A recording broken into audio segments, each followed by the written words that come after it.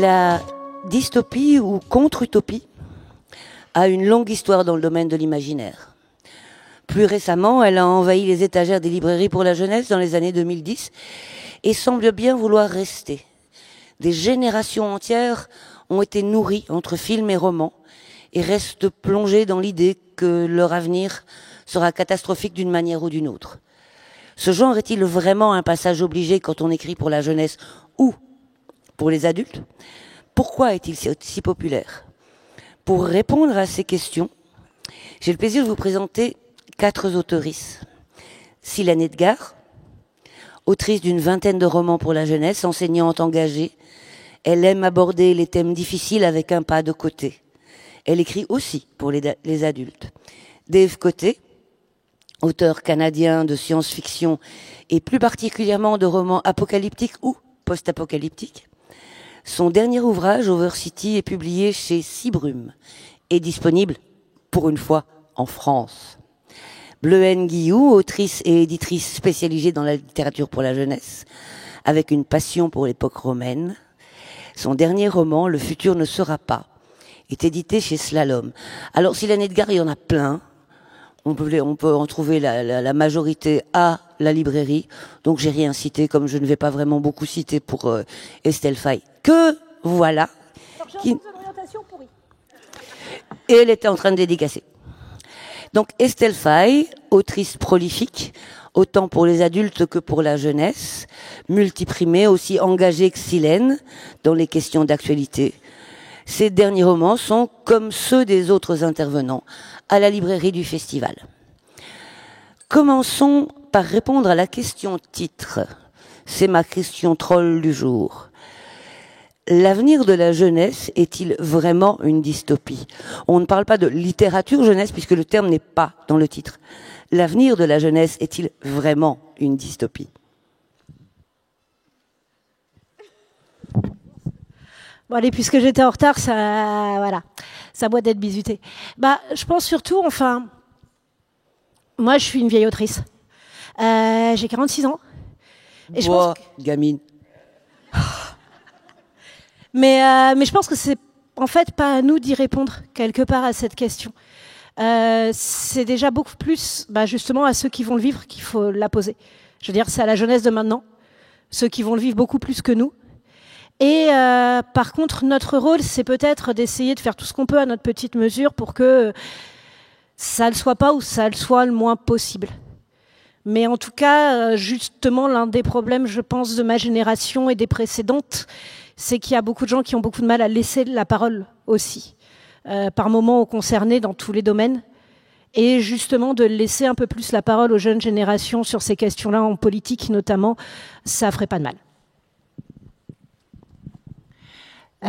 Il me semble que quand j'entends des gens dire demain est fini, ça va être la catastrophe pour vous, plus la personne qui parle est vieille, plus elle est virulente, et plus j'ai envie de lui dire oui, pour toi évidemment le mur est proche, c'est certain, mais ça veut pas dire que c'est le cas pour les jeunes gens à qui tu parles, et même si il y a des difficultés évidentes et là on parle d'écologie, qu'on peut pas nier, même si politiquement on n'est quand même pas au mieux. Mais ça, ça peut bouger plus vite. Je suis vraiment, en effet, tout à fait d'accord avec toi sur le fait que c'est pas à nous de répondre. Nous, tout ce qu'on peut faire, c'est leur donner tous les moyens possibles, et en particulier en littérature jeunesse, pour se faire leur propre idée, pour construire ce qu'ils ont envie de construire et adapter leur choix, leur vision à ce qui va arriver et qui est nécessairement étonnant. Puisqu'on ne sait pas, on ne peut pas leur écrire quelque chose qui ne sera pas notre chemin à nous. À mon avis, j'aborde la question dans un sens... Parce que tu travailles avec la jeunesse en plus, toi. Oui. En fait, à mon travail, on est en persévérance scolaire, donc c'est un programme auquel nos jeunes peuvent s'inscrire et on les aide avec leurs devoirs, avec leur motivation scolaire aussi. J'ai aussi l'occasion d'avoir des rencontres individuelles avec les jeunes qu'on suit d'année en année, en fait. Pour revenir à la question, je l'aborderai dans un sens un peu relativiste, c'est dans le sens où on évalue toujours ce qu'on vit avec le relief qu'on peut avoir. Donc, si moi, par exemple, j'avais vécu une vie tout à fait paisible et puis qu'un matin, j'avais brisé ma chaussure, puis c'était la pire chose qui m'était arrivée jusqu'ici dans ma vie, ce serait un drame au même titre que, mettons, quelqu'un qui est dans une guerre, par exemple, et qui perd des proches. Donc, on évalue toujours ce qu'on vit selon... d'un point de vue relatif, en fait. Ce qui veut dire que est-ce que la dystopie de demain si demain est de la dystopie, pour les gens qui vont la vivre, il va y avoir des hauts et des bas, j'imagine. Voilà.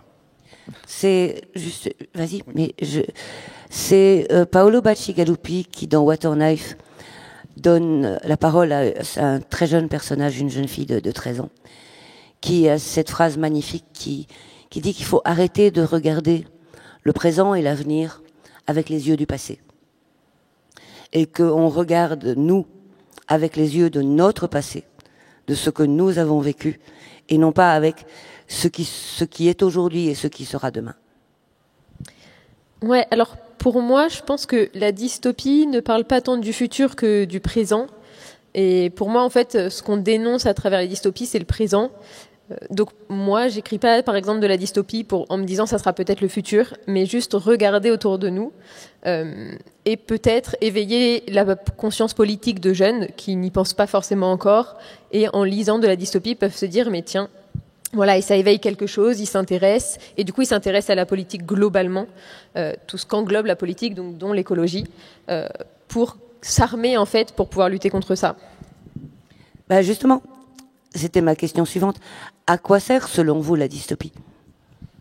Voilà, du coup moi j'ai déjà répondu pour moi, à éveiller les consciences et à dénoncer ce qui se passe actuellement pour peut-être éviter que ça se reproduise ou pour peut-être justement améliorer le futur, faire que ça ne recommence pas ou que ça ne commence pas tout court. Je me permets de continuer parce que moi j'ai commencé en littérature avec La saveur des figues, qui était mon premier roman et qui était une dystopie. Donc j'ai commencé à écrire en 2007, qui est paru en 2010 je crois ou 2011. Et donc au moment où le mouvement commençait vraiment, et on était à une époque où le climato-scepticisme était encore quelque chose de très très présent dans la société et surtout au niveau politique. Donc c'était le discours général, le discours des politiques, le discours des médias, et il y avait un intérêt très fort à ce moment-là à faire une dystopie en parlant du climat. Donc, dans l'histoire, du jour au lendemain, le monde est gelé et les choses ont tellement changé que tout est à repenser en fonction de ça. C'est un texte qui est daté maintenant, puisque on n'est plus climato-sceptique. Enfin, il y en a encore, mais bon, c'est des vieux réacs de droite, donc on s'en fiche. C'est pas pour eux que j'écris. Et du coup, je l'écrirai plus aujourd'hui. Et pour autant, ce qui est intéressant, c'est quand j'ai des jeunes lecteurs qui reviennent et qui me disent que ça leur permet quand même de repenser eux justement ce cheminement, de voir comment est-ce que cette pensée-là qui est dépassée maintenant parce qu'elle a plus de 15 ans a essaimé à travers plein de titres parce que j'ai été loin d'être la seule à faire ça. Et qu'il y a quelque chose d'intéressant à voir comment la littérature, à un moment, elle dit quelque chose, et puis hop, on passe à d'autres sujets, ça la rend pas obsolète. Ça permet juste de réfléchir justement soit sur son propre chemin. J'enchaîne. Si je me replonge dans mon passé d'adolescent, où je constatais qu'à cette époque-là aussi, il y avait des choses qui allaient mal dans le monde, et ça m'affectait profondément. Lorsque je trouvais une histoire, une voix autre que la mienne d'adulte, qui racontait sensiblement les mêmes idées, mais d'une façon fictionnalisée, avec du symbolisme, avec d'autres idées, il y avait quelque chose de très rassurant là-dedans. Parce que j'étais devant un autre adulte, quelqu'un de mature, qui constate les mêmes choses que moi. Donc, je me sentais moins seul dans cette anxiété-là, dans le fait de constater que finalement, le monde dans lequel je vis était pas parfait. Donc, il y avait un sentiment d'appartenance, j'ai l'impression, une validation en fait, c'est ça, du jeune adolescent que j'étais. Je pense que la dystopie pour la jeunesse, peut servir à ça. Éveiller les consciences, peut-être aussi. Quoique, peut-être que ce besoin-là est moins présent aussi avec l'éco-anxiété, avec les problèmes que ça peut soulever. Ben en fait, pour moi, il y a deux choses qui ont été dites. Le premier, c'est quand on s'adresse spécifiquement à la jeunesse. Donc ça, c'est L'été de la Reine Bleue, c'est mon dernier roman ado. Où, en gros, c'est de la dystopie, mais qui est écrite comme du roman d'été, en fait.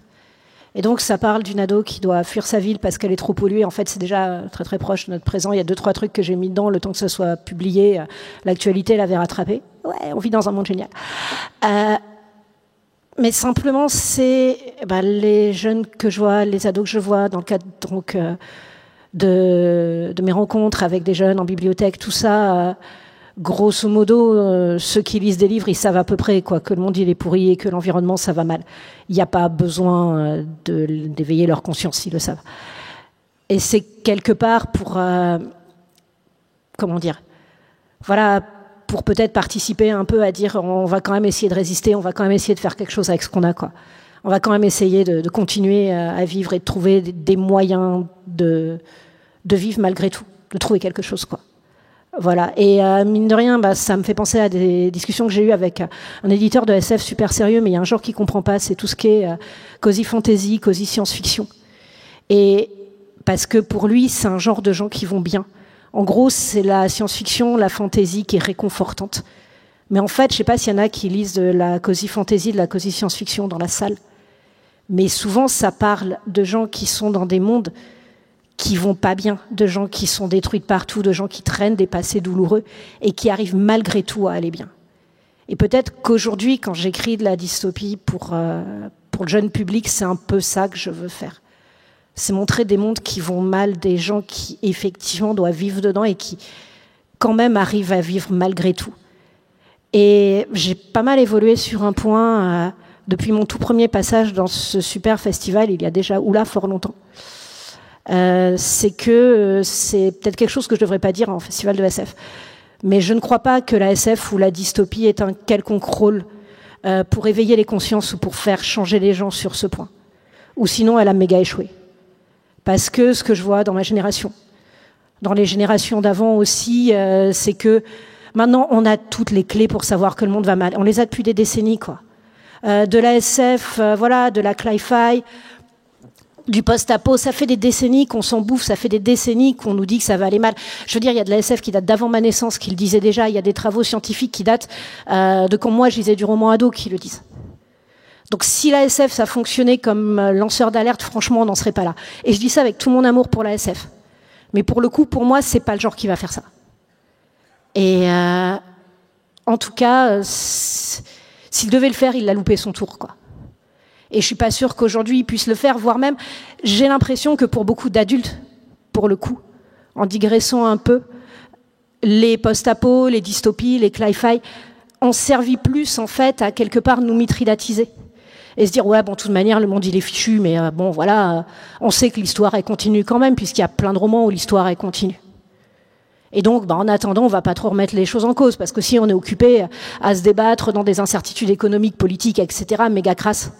Et donc, on va pas finalement remettre les choses en cause. Et puis, quand même, dans toutes les dystopies, même les pires qui soient, ça va, le monde y continue, l'humanité elle continue, quoi. Donc tant que ça continue, c'est rassurant, en fait. Donc aujourd'hui, je pense qu'il faut faire gaffe quand on joue avec la dystopie. Il faut vraiment faire attention à ce qu'on fait, parce que on est dans un genre qui a échoué pour les adultes.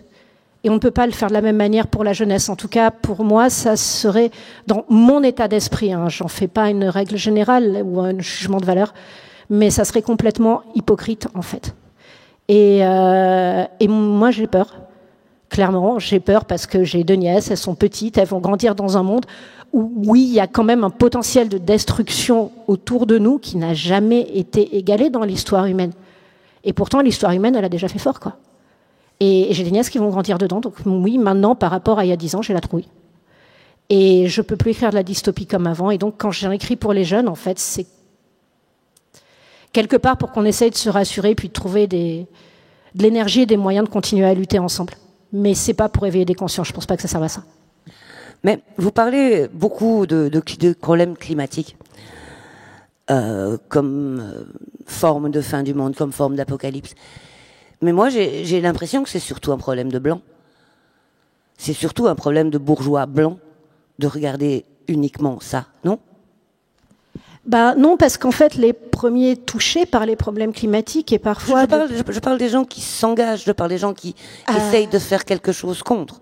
Non, pas du tout. Au contraire, parce que justement, notamment si on va en Afrique, on voit que c'est parmi les populations les plus pauvres qui sont les premières touchées. En Inde aussi, c'est les femmes, c'est les petits paysans, c'est les paysans qui ont peu de moyens et qui essayent justement de s'organiser entre eux. Et ce qui est au contraire à une pensée qui me semble ultra européano-centrée, c'est de dire que c'est un problème de blanc, alors qu'encore une fois, les premiers soucis climatiques, déjà, ils touchent pas l'Europe en priorité. Je ne parlais pas des problèmes. Mais même les solutions. De dire qu'ils sont pas en train de chercher des solutions au Maghreb, en Afrique, en Amérique du Sud, enfin... par exemple, c'est très bête, mais je sais pas s'il y en a qui suivent un peu tout ce qui a été fait.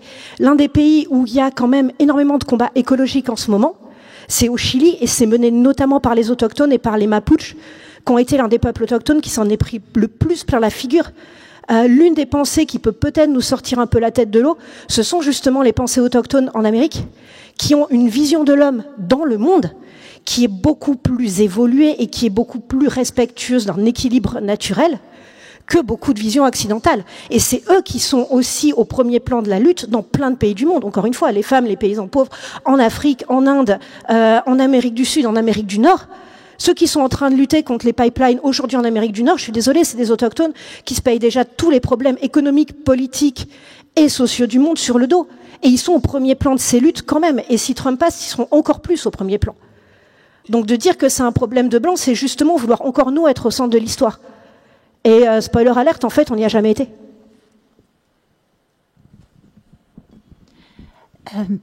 Je te rejoins en partie sur le fait que ça serve pas. Je crois que la culture, de manière globale, la littérature et derrière beaucoup les écrans, le cinéma, les séries, mais qui s'inspirent beaucoup de ce qu'on fait quand même.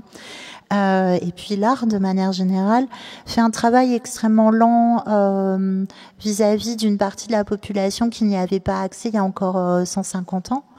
Que ce soit les blancs ou partout ailleurs dans le monde, la mondialisation a quand même cet effet incroyable de permettre à des gens un petit peu partout dans le monde de regarder des films, de lire des livres, d'avoir accès à une culture qui est pour des raisons économiques évidemment, mais n'empêche que comme ça se vend bien, le capitalisme n'a pas de morale, il s'en fout tant que ça se vend, donc s'il peut vendre des livres et des films, c'est très bien, et il y a un accès beaucoup plus grand, un partage beaucoup plus grand, je pense, et je crois. Peut-être que je suis trop optimiste, mais je crois qu'il y a des choses qui bougent dans la façon dont on avance. Alors, sur les choses sur lesquelles nous, on ne peut pas agir directement parce qu'on n'est pas au pouvoir, parce que justement, il y a des intérêts économiques qui nous dépassent largement, on se sent impuissant et on n'arrive pas à faire bouger les choses. Par contre, sur la façon dont on regarde justement la culture d'autrui, le fait de sortir de notre ontologie nature-culture hyper ethnocentrée pour s'apercevoir qu'il y a d'autres façons de penser complètement différentes de la nôtre et qu'elles ne sont pas forcément fausses, d'abandonner le scientisme, de considérer les autres animaux pour ce qu'ils sont, c'est-à-dire d'autres types de conscience, d'autres types de fonctionnement. Ça, c'est des choses qui infusent et qui sont de plus en plus présentes parmi les gens comme nous et pas les puissants qui ont le pouvoir de changer vraiment les choses. Je suis persuadée que ça bouge doucement et que la culture, la littérature, elle participe à ça. Elle va pas changer le monde, c'est pas une baguette magique. Elle va nourrir, alimenter, suivre ça. Et donc, en effet, nous, quand on est dans ces questions sur dystopie, pas dystopie et tout, on est aussi à l'écoute de ces lecteurs pour leur donner ce qui va être intéressant. Et comme ils sont pas tous au même niveau, pas tous au même moment, pas tous au même endroit, cette diversité, elle répond, je crois. Je veux pas dire que tout est perdu non plus, je suis pas du tout dans cette pensée-là, mais justement que la littérature aujourd'hui, a fortiori la dystopie, est là pour moi beaucoup plus pour donner des armes pour se battre à ceux qui veulent continuer à se battre.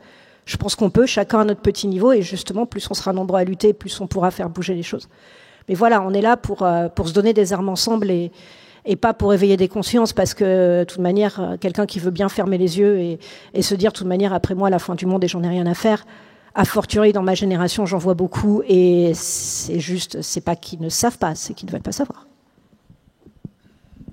Vous mentionniez tout à l'heure la question de l'échec de la dystopie. Ça me pose un peu la question, c'est quoi l'objectif de la dystopie à ce moment-là? Est-ce que, manifestement, c'était peut-être pas le but, c'était peut-être pas d'éveiller les consciences. C'est quoi le but de la dystopie? Est-ce que c'est de se raconter? Est-ce que c'est de se rassurer? De s'exprimer, tout simplement, sur la question de continuer à se battre. De continuer à se battre, de trouver des armes pour ça. Enfin, en tout cas, pour moi. Il y a quelque chose d'intéressant, je trouve, c'est que quand ça a commencé les dystopies en 2010, la particularité aussi, c'est que c'était des jeunes femmes. C'était écrit par des jeunes femmes, ou des femmes un petit peu plus âgées, mais pas beaucoup en fait. Et derrière, ça a bougé quand même. Derrière, il y a eu MeToo, derrière, il y a eu des réactions. On peut pas dire que la dystopie, elle a forcément fait directement que les femmes ont bougé, mais c'est un mouvement global, un mouvement général. Et le fait que la dystopie ait été, Hunger Games, c'était délirant le succès.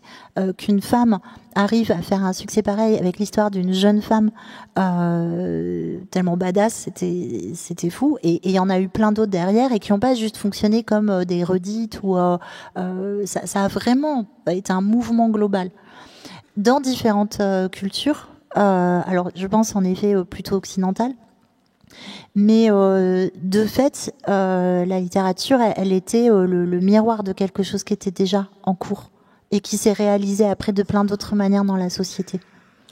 Est-ce que, d'après vous, il faut continuer à écrire de la dystopie ? Alors, je pense que d'abord, tous les auteurs écrivent ce qu'ils veulent. Donc oui, ils peuvent. Après, je pense que ça dépend de pourquoi on écrit de la dystopie, en fait. Voilà, parce que pour moi, personnellement, si j'écrivais de la dystopie, ça serait vraiment pour dénoncer ce qui se passe actuellement. Donc pas du tout pour parler de futur. Du coup, tout ce qu'on évoque là n'a pas vraiment de sens de ce point de vue-là. Parce que par exemple, on parlait d'Hunger Games, dans le tome 3 notamment, ce qui est vraiment dénoncé, c'est la propagande et les mécanismes de propagande. Et ça, en fait, c'est quelque chose de très actuel qui se passe dans à peu près partout. Et en fait, de voir ces mécanismes de propagande, ça permet de se rendre compte de la propagande à laquelle on fait face, en fait. Donc pour moi, dans ce sens-là, oui, il faut continuer d'écrire de la dystopie, parce qu'en fait, actuellement, dans le monde, il y a déjà des dictatures, il y a déjà des génocides, il y a déjà des systèmes oppressifs qui existent déjà, et pour moi, la dystopie, c'est aussi les dénoncer maintenant. Qu'est-ce qu'on en fait après ? C'est une question compliquée, et c'est à chacun de décider en lisant ce qu'on en tire, parce qu'on peut aussi juste lire de la dystopie pour se divertir, si on veut. C'est pas le principe pour moi, mais voilà. Et après, voilà, qu'est-ce qu'on tire de ces lectures ? Aux lecteurs de décider. Et nous, on fait ce qu'on peut pour... voilà, pour moi, en fait, c'est pas vraiment donner des solutions, c'est juste ouvrir un panel, un champ de possibles, dire, voilà, comme dans Hunger Games, dénoncer la propagande, sans qu'il y ait de leçons derrière, quoi. Ouais, la question de la leçon, c'est important. Une histoire moralisatrice perd beaucoup de son intérêt, je pense, à partir du moment où on comprend que, ah oui, il y a des ficelles et voici ce que je devrais comprendre de cette histoire. C'est pas très intéressant. Si je pense, par exemple, à mon roman dans Overcity, où est-ce qu'il y a la question de l'image, de l'influence de l'image, on pourrait facilement faire le parallèle avec les médias sociaux, avec justement le contrôle qu'on essaie d'avoir sur son image. J'essayais pas de faire la morale à ce sujet-là. C'est simplement une question sur laquelle j'avais envie de m'exprimer. C'est un peu pour ça aussi que je posais la question tout à l'heure. Pourquoi est-ce qu'on fait de la dystopie? En ce qui me concerne, je ne sais pas si je considère ce que j'écris comme de la dystopie, mais les aspects les plus sombres de mes histoires, c'est souvent des sujets que j'ai envie de, tout simplement, sur lesquels j'ai besoin de m'exprimer. Voilà. Et je pense que c'est ce que tu disais aussi tout à l'heure, de ne pas être seul face à ça. Parce que parfois, voilà, quand on voit le monde actuel, on se sent submergé, on ne sait pas comment faire, on ne sait pas comment y faire face.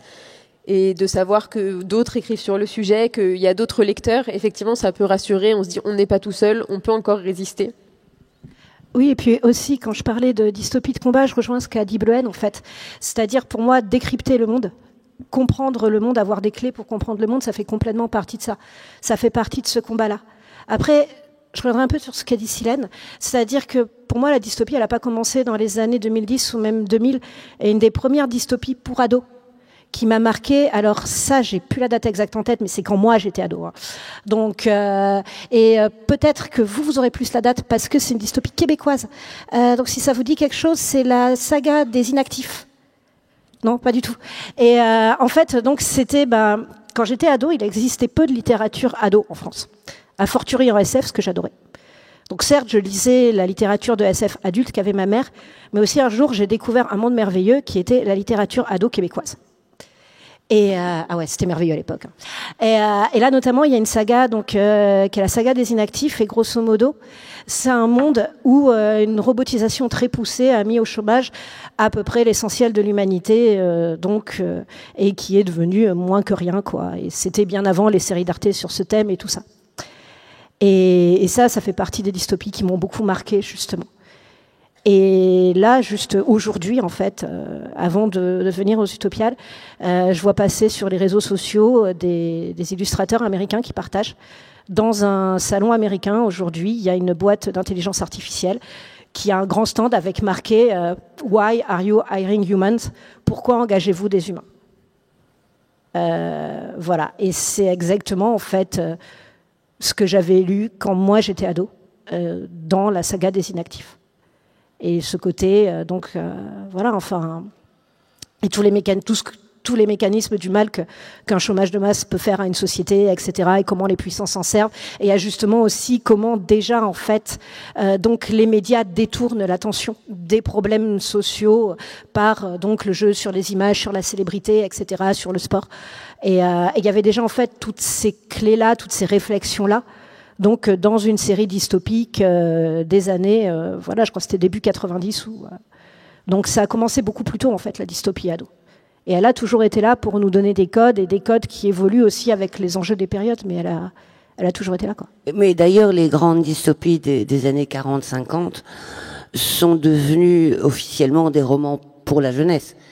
Quand on pense à 1984, à Brave New World ou à Un bonheur insoutenable, ce sont des livres qu'on fait beaucoup plus lire aux jeunes aujourd'hui, alors que c'était des romans pour les adultes à l'époque.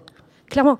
Mais en plus, avec les inactifs, ce qui était cool dans tous ces romans-là, c'est que c'était des romans de SF avec des vraies réflexions dedans, notamment dystopiques, mais qui étaient publiés dans une collection ado, pensés à destination des ados, et d'une manière beaucoup plus large et beaucoup plus pointue que ce qui se faisait en France. Et ça, c'était très cool. Voilà, c'est comment la littérature québécoise a eu un impact sur ma vie. Je rebondis sur ce que tu dis, Bleuhen, que je trouve particulièrement intéressant sur la façon dont ça va être reçu. La réception de nos propres textes, on n'en décide pas, et encore heureux. Après, ça va marcher ou pas, évidemment, et on a quand même une responsabilité dans ce qu'on propose.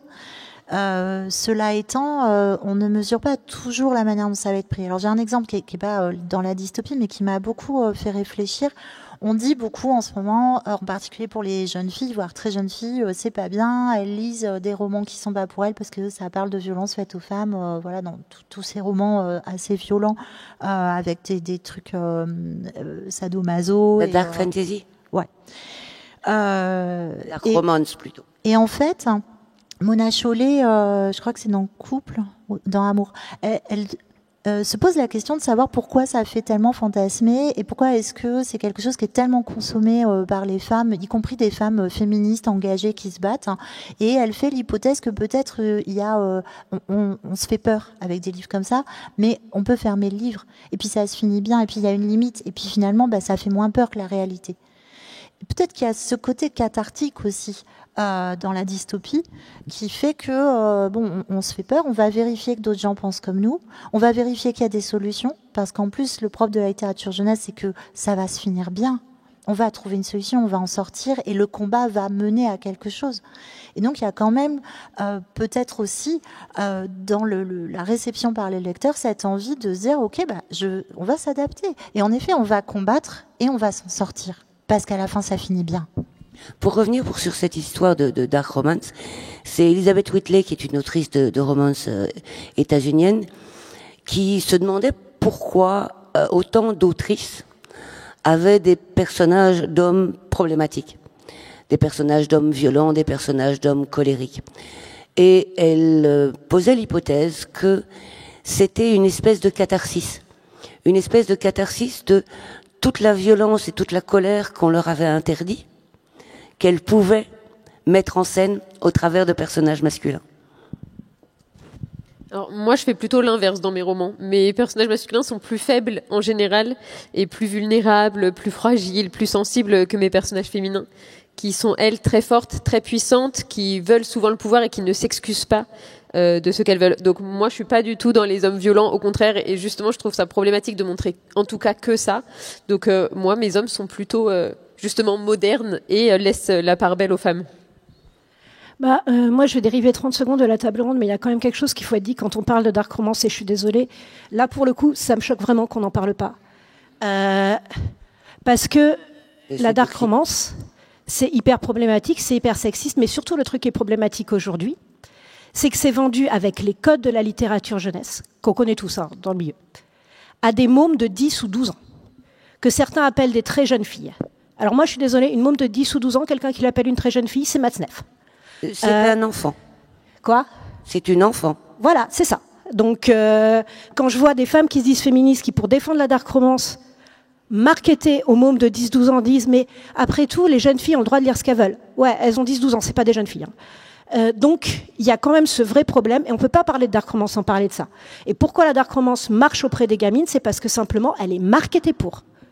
Et quand même, ce qu'on voit aussi pour le coup, maintenant, aujourd'hui, dans les jeunes générations, et à fortiori chez les mômes, c'est on voit un retour de comportements sexistes qui font peur, vraiment.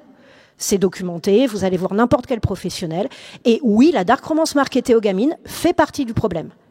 Donc ça, on peut pas l'ignorer. Après, vous pouvez parler des catharsis, de tout ce que vous voulez pour les femmes. Non, mais c'est profondément toxique. Mais voilà, non, mais quand même, le premier truc à dire, c'est que la dark romance, c'est toxique, c'est marketé à des gamines, avec un cynisme outrancier. Il y a des libraires qui n'ont pas le temps de tout lire, qui voient un marketing ado, qui vont mettre ça dans les rayons enfants. Il y a des mômes qui l'achètent. Et après, je vous assure, les professionnels de l'éducation qui tombent sur des comportements d'un sexisme éhonté chez des mômes de 10-12 berges, eh ben, eux, la dark romance, ils savent où ils en sont. C'est pas seulement du sexisme, c'est de la violence. Oui, non, mais c'est de la violence. Et c'est quand même, on est à un retour des pires tropes de « oui, mon mec est violent avec moi, mais je peux le changer ». Et je vous assure, ça donne pas des jolies choses après. Bien sûr que non, mais voilà. Donc après, on peut parler de transcendance, on peut parler de catharsis, on peut parler de tout ce qu'on veut, sauf qu'en attendant, il y a des mômes qui en pleine prennent la figure, et en général, ces mômes, c'est des filles. J'entends très bien ce que tu dis. Évidemment, je suis d'accord avec toi. Je dis pas que c'est bien, c'est toxique. C'est pas quelque chose qu'on doit mettre entre les mains d'enfants. C'est évident que c'est ça. Enfin, je pense qu'on se connaît assez pour être d'accord là-dessus. C'est le premier problème. Cela étant, je reste persuadée, et on en parlait sur la dystopie, que s'interroger sur la manière dont c'est reçu, sans s'absoudre des responsabilités qu'on a par rapport à ça, c'est nécessaire. Parce que justement, par rapport à ça, on sait aussi que, en particulier quand on parle à des jeunes esprits, ça va être facile d'aller nourrir des choses avec du marketing, des jolies couleurs bonbons, etc., qui vont acheter parce que c'est facile, c'est accessible. Nous, justement, dans ce travail-là qu'on fait en tant que professionnels de la littérature jeunesse, comment on analyse ça ? Qu'est-ce qui se passe ? Comment est-ce qu'on fait pour proposer autre chose, autrement ? À quel moment on va pouvoir inverser ça, agir là-dessus ? On réfléchit, on écoute les professionnels aussi de la jeunesse, de l'ado, on écoute les mômes, on écoute les libraires, les bibliothécaires engagés. Et mine de rien, justement, on propose aussi d'autres modèles et d'autres modèles désirables. Et que ce soit au fond sur la dark romance ou sur la romance en général, comme finalement sur les questions environnementales, pour moi, une des grandes questions qu'on a maintenant à se poser, c'est qu'est-ce qu'on va rendre désirable ? Parce qu'en fait, la culture, c'est aussi une énorme force pour rendre des choses désirables, rendre des comportements désirables. Et par exemple, un exemple type là-dessus, c'est les croisières. Les croisières sont un désastre écologique, où on fait payer hyper cher à des gens pour être dans des cabines sans fenêtre où ils s'entassent sans voir la mer. La croisière est désirable parce qu'elle a été marketée comme une expérience luxueuse, mais qui est malgré tout accessible à des gens qui n'iront jamais sur un yacht. Maintenant, pour moi, donc j'adore l'océan, j'adore la mer, je pense que s'il y en a qui me lisent, c'est pas un scoop. L'un des plus beaux moments de ma vie, c'est quand j'étais donc embarquée sur le Belém, s'il y en a qui connaissent, 3 mâts historiques, plus d'un siècle d'histoire. Et je me retrouve au quart de nuit, le quart des hiboux, on voit jamais le jour, à être à la barre, donc de cet incroyable 3 mâts, qui avance rien qu'au vent. Et c'était donc en octobre, en mer du Nord, donc je vous laisse imaginer le temps. Et en fait, ce moment-là, en plein milieu de la nuit, c'est le seul moment où les nuages s'écartent. C'est le premier moment du voyage où les nuages s'écartent et on voit les étoiles. Et il y a ces voiles immenses sous le ciel, il y a l'océan autour de nous. Il y a ce bateau qui est super calme parce que même s'il y a toujours des manœuvres, il y a toujours quelqu'un qui dort à bord d'un bateau. Donc il y a ce grand calme et il y a juste entre mes mains à moi, je tiens cette barre. Et je tiens cette barre qui fait bouger un siècle et plus d'histoire, rien qu'au vent. Et pourquoi ça, qui est pour le coup écologiquement beaucoup plus inoffensif. Voilà, comment on est passé de ne pas rendre ça plus désirable que de s'enfermer dans des boîtes sur des parcs d'attractions flottants où on voit à peine la mer quand on est dans sa cabine. C'est qu'est-ce qu'on va rendre désirable. Et en romance, c'est pareil. Et quelque chose qui aussi me sidère, enfin, quand on parle de dark romance, moi je connais des auteurs de romans, je connais des autrices de romances qui font un énorme travail pour, par exemple, rendre sexy, rendre désirable, y compris auprès des jeunes, de la romance avec du consentement, avec de l'égalité, et c'est possible. Simplement, oui, on nous a appris au fil des siècles on sait très facilement faire marcher une romance avec « oh là là, le bad boy », et puis en fait, donc finalement, elle va réussir à en faire ce qu'elle veut et à en faire un prince charmant. Waouh! Sauf que ça, c'est pas la vraie vie et qu'on peut rendre aussi désirable des choses beaucoup plus saines et tout. Maintenant, c'est un vrai boulot, c'est un vrai travail qui est d'autant plus difficile qu'on sort des zones de confort, on sort des sentiers battus de la culture, on fait bouger les lignes. Mais finalement, en dystopie comme en romance, c'est pareil. C'est travailler sur ce qu'on peut rendre désirable, y compris et surtout quand c'est pas ce que l'essentiel de la culture, le rouleau compresseur du mainstream de la culture, nous apprend à considérer comme désirable. Ça marche pareil. C'est justement ma troisième question troll. La dystopie n'est-elle pas une solution de facilité pour aborder certaines questions ? La littérature d'anticipation doit-elle forcément dénoncer ? Ou peut-elle aussi donner exemple ? Donc rendre désirable, hein, voilà. Enfin, je pense que déjà, début de réponse. Je réfléchissais aussi un peu à la question de pourquoi. C'est un peu un retour à la question de pourquoi on lit, pourquoi on écrit de la dystopie. Il y avait la question aussi de on est face à des problèmes très complexes dans le monde. Si les problèmes étaient plus simples, on aurait probablement des solutions plus simples aussi pour y faire face.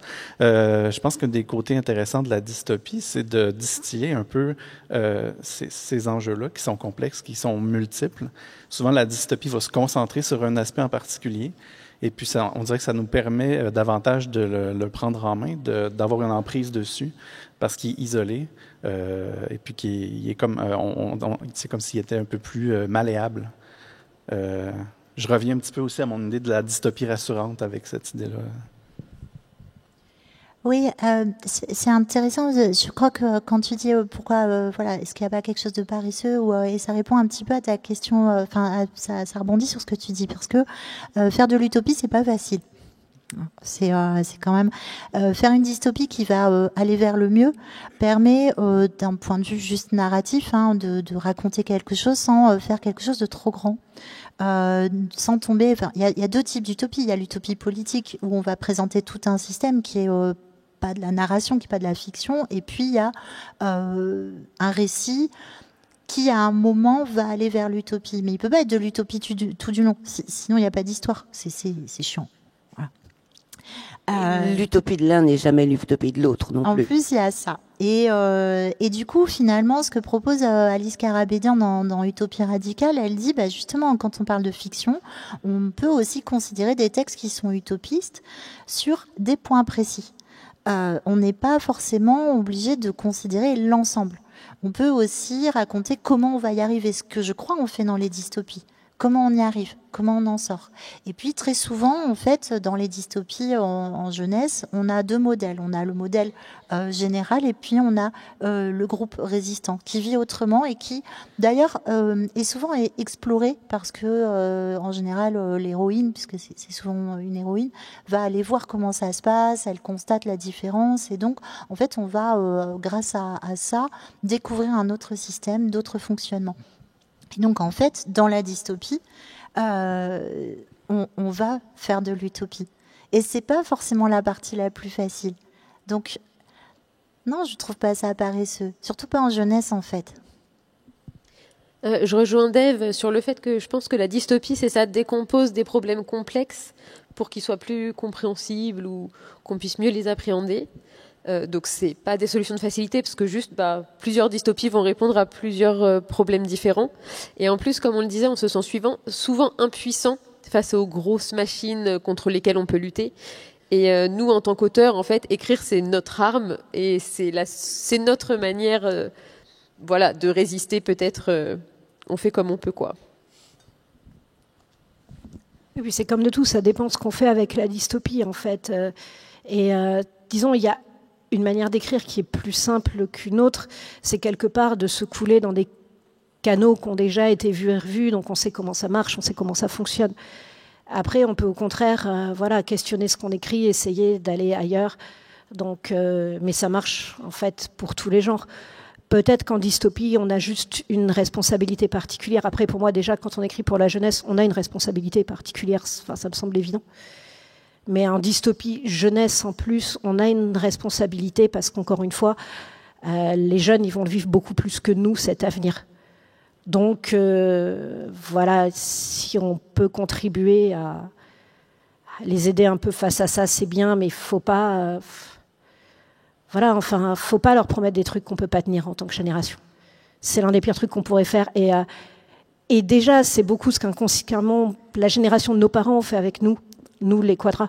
Et je pense que c'est aussi pour ça qu'il y a beaucoup de gens dans ma génération qui sont quand même aigris, qui sont encore dans des attitudes très destructrices du monde, de l'environnement, d'eux-mêmes, parce qu'on leur a promis beaucoup de choses. Enfin, le monde leur a promis beaucoup de choses qu'il n'a pas tenues. Et nous, on a peut-être une leçon à tirer de ça. Et en tout cas, moi, pour les ados qui me lisent, pour mes nièces demain, je ne veux pas les déprimer, je ne veux pas les désespérer, jamais, parce qu'on ne doit jamais faire ça en littérature jeunesse. Mais je ne veux pas tomber non plus dans des erreurs qui ont été faites beaucoup inconsciemment, en fait, certes. Mais maintenant, on sait qu'il ne faut pas les reproduire. Oui, je reviens sur ta question parce que moi, je suis dans un labo vraiment en ce moment sur cette question de l'utopie, justement comme une sorte de défi, comment on fait pour en écrire. Donc j'essaye des choses avec des nouvelles, avec des textes.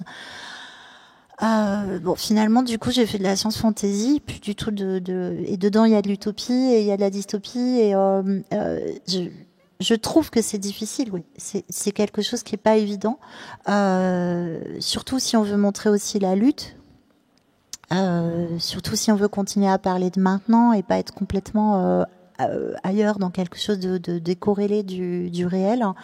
Mais c'est ça qui est drôle à faire quand même. Enfin, on va continuer à chercher et puis en fonction de ce que les lecteurs vont répondre, qu'est-ce qu'ils vont aller chercher, de cette réception justement, on va pouvoir continuer la recherche. Est-ce qu'on survit à la dystopie, même en tant qu'auteur? J'ai un exemple tout trouvé. L'un des deux plus grands auteurs de Cli-Fi, Paolo Bacigalupi, a fait une très longue dépression d'éco-anxiété suite à l'écriture de ses propres romans. Est-ce qu'on survit à ce qu'on dénonce? J'ai peut-être, donc en moins drastique, heureusement. Et Élisée Bacigalupi, c'est vachement bien. Mais si, c'est vachement bien. Ah bah oui, oui, d'accord. Il est traduit. Disons, quand le premier confinement est arrivé, j'ai eu une chance. C'est que j'étais en train d'écrire un roman d'horreur. Bon, déjà, l'horreur, moi, c'est ma littérature doudou. Mais qui était aussi un roman historique. Et en fait, c'est très bête, mais dans une période qui, de fait, était une période quasi dystopique. Donc, me plonger dans des gens qui crevaient de faim et de froid et de plein d'autres choses, mais dans le passé, ça avait un côté, ça permettait de souffler en fait. Et c'est vrai que je pourrais pas personnellement, enfin déjà je peux pas écrire le même genre tout le temps, mais je pourrais pas écrire que de la dystopie, même si c'est de la dystopie pas trop glauque et tout. Et c'est aussi, par moment, de me plonger dans de l'historique, même super âpre, même super sanglant, cruel et tout. Ça me permet de prendre du recul par rapport à ça. Et aussi, on peut parler d'enjeux qui sont les enjeux de la dystopie, donc les enjeux sociétaux, environnementaux, etc., dans d'autres genres. Et ça permet de prendre du recul. Et pareil, de pas trop y laisser de soi, quoi. Et par exemple, dans mon roman toujours en ado de fantasy, pour le coup très magique, qui est l'Arpenteuse de rêve, et où il y a des forêts dans les rêves et tout. Et donc c'est très magique, il y a des passages très poétiques, mais mine de rien, ça parle aussi donc de l'impact des humains sur l'environnement, de l'impact donc d'une organisation sociétale sur l'environnement, mais en mode fantasy en fait. Et ça ne veut pas dire qu'il y a des baguettes magiques qui viennent tout arranger, mais ça permet de prendre de la distance et de pas justement déprimer au point qu'on n'arrive plus à avancer en fait. Donc voilà, c'est de prendre faire un pas de côté. Prendre du recul, quoi. Voilà, faire un pas de côté, aller souffler un peu ailleurs pour revenir et continuer, quoi. Comment rendre la dystopie, comment on survit à la dystopie? J'ai l'impression que c'est la même réponse à la question comment on la rend intéressante. C'est en la nuançant, c'est en y insérant des rayons de lumière aux bons endroits. Si c'était que du noir mur à mur, à quel point c'est intéressant cette dystopie. Certainement, il y a des gens qui auraient envie de le lire, là, mais en tout cas, de l'écrire, c'est peut-être une autre histoire. Là. Ça devient un peu glauque. Alors moi, notamment dans Le futur ne sera pas, qui est mon seul roman de jeunesse science-fiction, je suis plutôt pessimiste. Et globalement, dans mes romans, je suis plutôt pessimiste, mais je pense que c'est ce qui m'aide à rester optimiste dans la vraie vie, en fait. Je passe peut-être mes peurs ou tout ce côté pessimiste où je me dis que tout va mal dans mes romans. Et après, du coup, dans la vraie vie, ça va. Du coup, voilà, moi, je pense que c'est comme ça que je dissocie un peu. Je passe ça dans mes romans. Donc voilà, notamment Le futur ne sera pas, où effectivement, c'est peut-être que c'est pas une fin très positive, aussi parce que je m'inspire de la tragédie antique. Mais moi, je suis plutôt optimiste sur notre avenir. De manière générale, ça touche à la littérature. Je trouve ça difficile, mais plus de survivre à l'utopie qu'à la dystopie. Pendant le confinement, j'ai fait cette trilogie de science fantasy qui nous emmenait vraiment ailleurs, donc dans l'objectif très très concret de faire rêver une amie qui avait un métier super dur. Donne le titre. Dans La fille de Dickey, donc une maison de feu, le premier, que j'ai écrit pour Maëlique Duval, qui est écrivaine aussi et qui fait un métier pas facile. Il fallait lui faire un chapitre tous les jours pour qu'elle tienne le coup. Donc j'allais pas lui faire une dystopie. Parce que aller prendre le RER pour aller dans un crématorium, c'est pas marrant, il n'y a pas besoin de dystopie. Et ça, c'était vraiment engageant. Et pour autant, j'ai pu traiter énormément de choses et j'ai pu mettre de la dystopie et de l'utopie dedans. Quand après ça, parce que j'avais l'impression que ça allait mieux, je me suis lancée dans une utopie pour un autre éditeur, je me suis plantée. Parce qu'il y avait Mélanie qui arrivait en Italie et que ça me déprimait complètement, parce que la situation politique en France, elle me déprimait complètement, parce que, au-delà des problèmes écologiques, l'impuissance politique dans laquelle on est à l'heure actuelle m'empêche, en fait, parce que la dystopie, c'est aussi quand même beaucoup la question de comment le politique réagit, comment le système réagit aux problèmes qui sont posés, qu'ils soient écologiques ou d'autres types, hein. Et ça m'a vraiment paralysée. Et j'y arrive pas, en fait. J'arrive pas à faire de l'utopie avec ce qu'on vit. Donc, du coup, je me suis dit, c'est pas grave, je vais faire un truc réaliste. Bon, je fais un truc sur la prison, c'est super triste aussi. Je vois comment tu survis. Et on n'a plus beaucoup de temps, donc si on veut laisser un peu de place au public, je pense qu'on va s'arrêter à la prison et à la dépression de l'utopie. Donc, vive la dystopie, en fait. Est-ce que vous avez des questions dans le public? Oui, ici. Alors, il y a quelqu'un avec un micro? Oui. Bonjour. Merci beaucoup de vos interventions. Alors, j'ai levé la main un peu vite, mais je suis même pas encore sûr de ce que je vais dire exactement. Je vais essayer de faire vite et d'organiser mes pensées. Je voudrais revenir sur ce que vous avez dit en ouverture de cette conférence, c'est-à-dire que pour vous, la science-fiction avait échoué et que la dystopie avait échoué. Parce que je ne suis pas d'accord avec cette affirmation. Je ne sais pas si je suis encore jeune ou vieux, j'ai 36 ans. Je me considère encore comme jeune, même si j'ai appris le mois dernier que tous mes collègues utilisaient ChatGPT pour écrire leur email et je suis tombé des nues. J'ai lu à 14 ans un bouquin qui, pour moi, a changé ma vie et a changé ma perception du monde, ou en tout cas m'a ouvert des portes et m'a ouvert l'esprit, ce dont vous parliez, et vous disiez que la science-fiction avait échoué sans doute parce qu'elle n'arrivait plus à faire ça. Bon, mes 14 ans sont peut-être un peu loin maintenant, mais c'était Fahrenheit 451 de Bradbury, qui est une dystopie dont le thème n'est pas l'écologie. Pour ceux qui l'ont lu, c'est un grand classique, je le recommande à tout le monde. Mais c'est un livre qui... C'est le livre qui porte tous les autres. Bon, donc encore plus, lisez-le si vous l'avez pas lu, c'est un livre génial. Et ça a eu un vrai impact sur moi. Alors je le respire pas tous les jours parce que j'ai aussi ma vie à vivre, mais ça influence et ça fait partie des choses qui m'ont influencé, qui ont influencé ma perception du monde. Je pense pas que la science-fiction, que la dystopie échoue. Je pense que la science-fiction et a fortiori le sous-genre qu'est la dystopie est un médium parmi d'autres qui peut être accessible aux gens et qui peut avoir cet effet. Dans l'art ou la culture, quelle qu'elle soit, il y en a plein de différents. Et parfois, les gens vont les ignorer jusqu'au jour où ils en ont besoin. Ça peut être de la poésie, ça peut être de la peinture, ça peut être tout ce que vous voulez. Et je pense que c'est un peu rapide de dire que ça a échoué, et je vais essayer d'aller rapidement et de finir mon propos. Pour revenir sur le sujet propre des science-fiction et des dystopies et de leur succès, notamment vous parliez de Divergente et d'Hunger Games, je pense que ce qui est important et que monsieur a essayé de rappeler, c'est que c'est aussi les histoires en elles-mêmes qui sont inspirantes. Et quand on voit les héroïnes de Divergente ou de Hunger Games, pour répondre à la question posée cette conférence, pourquoi ça plaît à la jeunesse, je pense que, à mon sens, c'est avant tout parce que ces personnages vont se battre effectivement, mais vont réussir à se surpasser, à casser l'ordre établi, à ne pas abandonner, même si c'est difficile. Et ça, c'est quelque chose qui aujourd'hui est toujours d'actualité, et je pense que c'est toujours inspirant pour beaucoup de gens, et que c'est pour ça que ces dystopies ont eu beaucoup de succès. Voilà ce que je voulais dire là-dessus, et pourquoi, à mon sens, ça n'a pas échoué.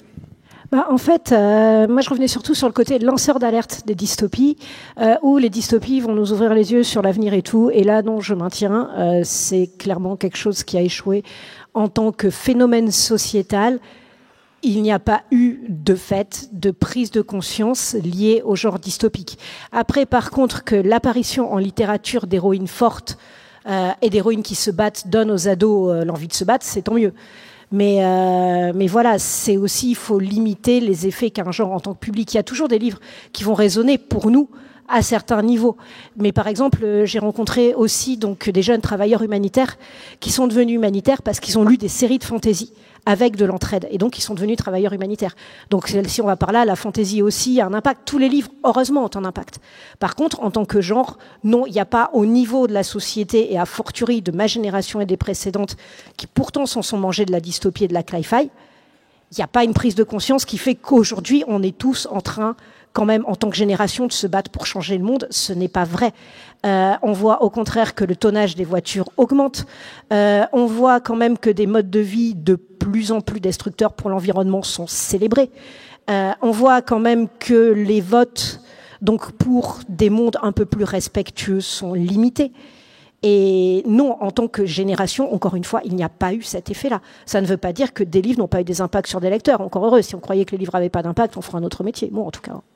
Un jour, on m'a demandé quel était le livre que je garderais s'il fallait détruire tous les autres. Et je garderais Fahrenheit 451, parce qu'ils les portent tous.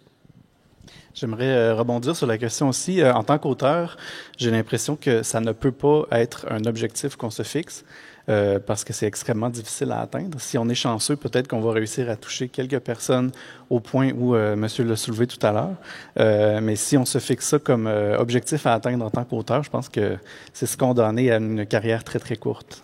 Ayordale citait toujours Sartre. La fonction de l'écrivain est de faire en sorte que nul ne puisse ignorer le monde et que nul ne puisse s'en dire innocent. Une autre question?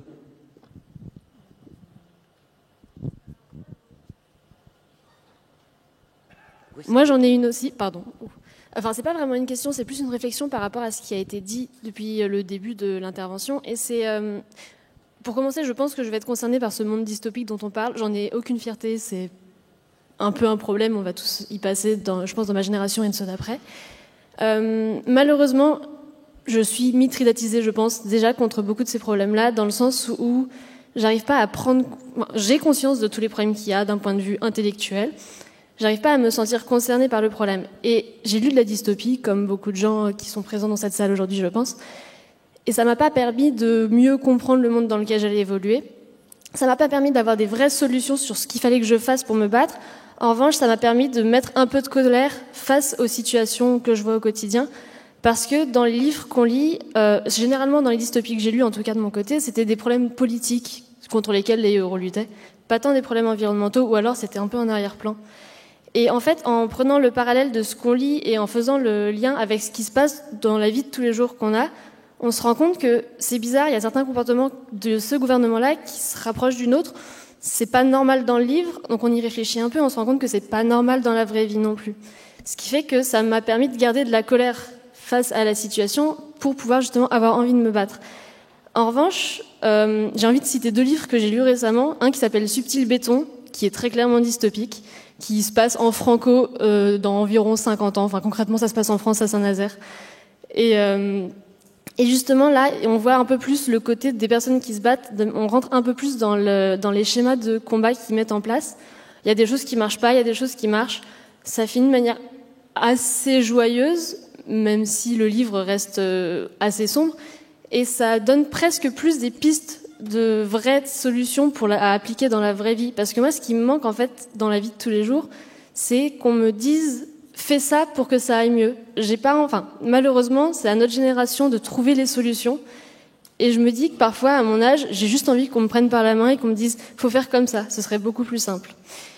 Et un autre livre dont j'ai envie de parler, c'est Terra Humanis, qui lui, pour le coup, est pas une dystopie, qui est considéré qui est décrit comme une uchronie, en tout cas dans la 4e de couverture, et qui parle de comment ils ont réussi à faire en sorte qu'on se tape pas un putain de mur à la fin.